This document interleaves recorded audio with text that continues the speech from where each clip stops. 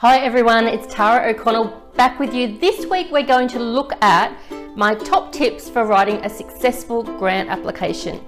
Now, I've written grants that have probably equaled over $30 million in my career, possibly more than that, and there's something that you certainly learn along the way. So writing grants is a bit of an art form, but it is also something everyone can do. So as long as you have the time, you should do this yourself. If you have the budget, then sure, you can outsource it. But why not have a go yourself? Then you know exactly what the process is. So today we're going to take you through that process so that if you choose to, you can write your own grant applications.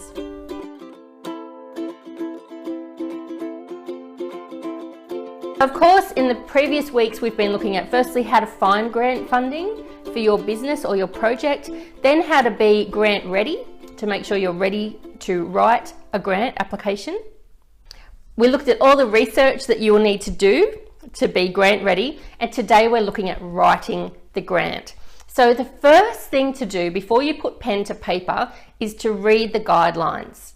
So read the guidelines once, then read the guidelines again, and then after you've written the grant application, read the guidelines one more time, because there are usually some great tips throughout the guidelines. They might be hidden tips.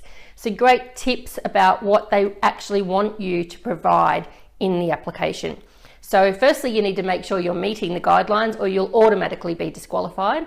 And secondly, make sure that you've used every opportunity to use any of those hidden tips from the guidelines in your application.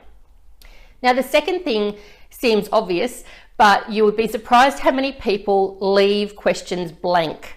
Don't leave anything blank. If it's not applicable to your business, say so in the application form.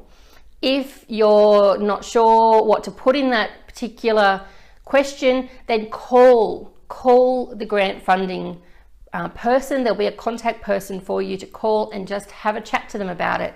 If you haven't already made contact with the person who's looking after the funding, whether it be a government agency, a bank, a building society, a corporate, a community, a philanthropic, I strongly recommend that you do that before you go too much further.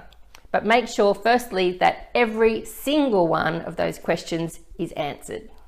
Now, we talked in the last blog about the research, really getting to know the organisation who's giving away the money, because basically there's something in it for them. And you need to know what's in it for them, and you need to show them in your grant application what's in it for them. So a lot of people get confused and think it's all about, if I'm applying for grants, it's all about me. But actually, you need to show them how you're helping them to meet their objectives by funding your business or by funding your project. So what's in it for them? Now, remember that I was saying sell the sizzle, not the sausage? Grant writing is much the same. So you need to really show them what is the bang for their buck. What is funding your business or your project going to do for them? So sell the sizzle, not the sausage, in your application. Now, please check the due date and the time. A lot of applications are now online, but they might close at a certain time on that day. So it might be 3 p.m, 4 p.m, 5 p.m. And once it's closed, it's closed. They will not accept applications after that time. So I strongly recommend you try to get it in at least 24 to 48 hours before it's actually due, because the other thing I've experienced personally is that if you're really cutting it fine, the servers tend to slow down. So the last thing you want is to be in a backlog and not get across the line on time. Now, if the application allows, I suggest attaching images, whether you have drawings of the project or images of the team, letters of support. So if you have letters of support for the project or for whatever it is you're trying to get funding for, and it's applicable and appropriate, then attach what you can to the application. If possible, get someone else to read it before you send it. So there's nothing worse than sending an application with typos or that doesn't read well, and just make sure that what you're writing is quite succinct. So keep it short and to the point, and just give them what they want to know.